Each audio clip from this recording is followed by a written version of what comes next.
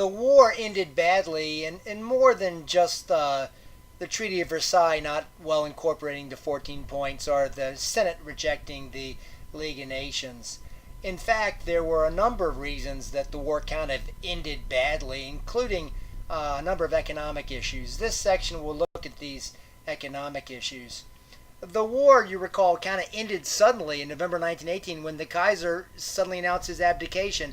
And at that time, the United States had no plan for military demobilization, had no plans for bringing its troops home. And was a hard task, and to some extent it was inevitable. And you can say, well, gosh, maybe Wilson and Congress should have seen a little bit ahead and had something planned. But the U.S. had to physically move troops from Europe to the United States, and they had trouble securing and coordinating shipping, and they ended up having to utilize private shipping, liners, and so forth. Thought of anything available. There were a lot of things, a lot of options that the United States might have employed. They could have demobilized troops that had a job waiting for them, and then demobilize the others as new jobs became available. For example, doctors or lawyers or farmers, anyone self-employed could have come home initially. And initially the War Department set out to do this. Or they could have demobilized troops by the amount of service, ease them back, the ones who've been over there the longest the first back, which is what Britain did. Instead, the United States brought troops back by their unit and brought them back in a hurry.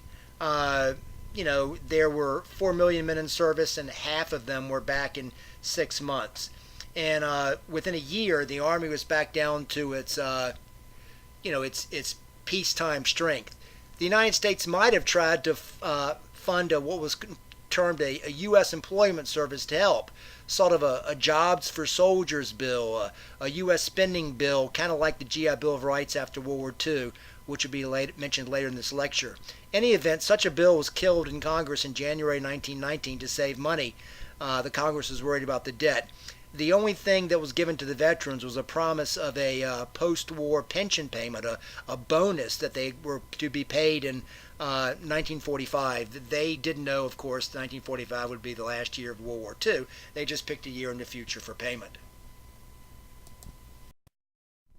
America had problems getting their economy readjusted to peacetime.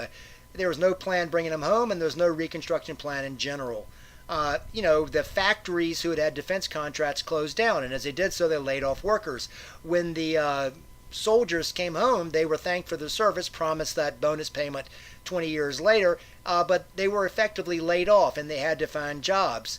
In wartime, all of the price controls, the wartime regulations, were suddenly lifted, and there was tremendous inflation. There was pent-up consumer demands, and the factories were not ready to produce domestic appliances that people wanted. The cost of living rose 77% between 1917 and 1920. Over $4 billion worth of defense contracts were canceled. And all of this led to a major economic downturn, the recession of 1921 to 22. The gross national product declined 10%. 100,000 businesses went bankrupt. 453,000 farmers went bankrupt. They had often taken out credit to expand during the good times. Remember, in war, they had to work hard just to get enough food. And now they got to pay off this debt, and they didn't have it. 5 million people lost their jobs. It was a brutal recession that's shown here in the graph of stocks. The Dow Jones Industrial Average plummeted, as you can see in this graph. During the war, Wilson had initially supported the idea to create a Reconstruction Committee to sort of coordinate government efforts. But when the GOP, the Republicans, won control of Congress in the off-year 1918 elections, they blocked it. There was a fear of, an exasperation with all the activism of the progressive age, and more people felt like the government had just gotten too big and were ready for less regulations. But the Republicans were empowered, and they blocked any increase in government. So Wilson's Reconstruction Committee was defeated. The roughest area for transition was, as I've already mentioned, probably labor.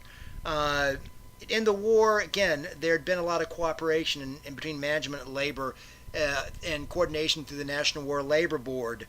Uh, at the end of the war, however, the National War Labor Board quickly dissolved, and you know, with all of the restrictions lifted, management owners cracked down.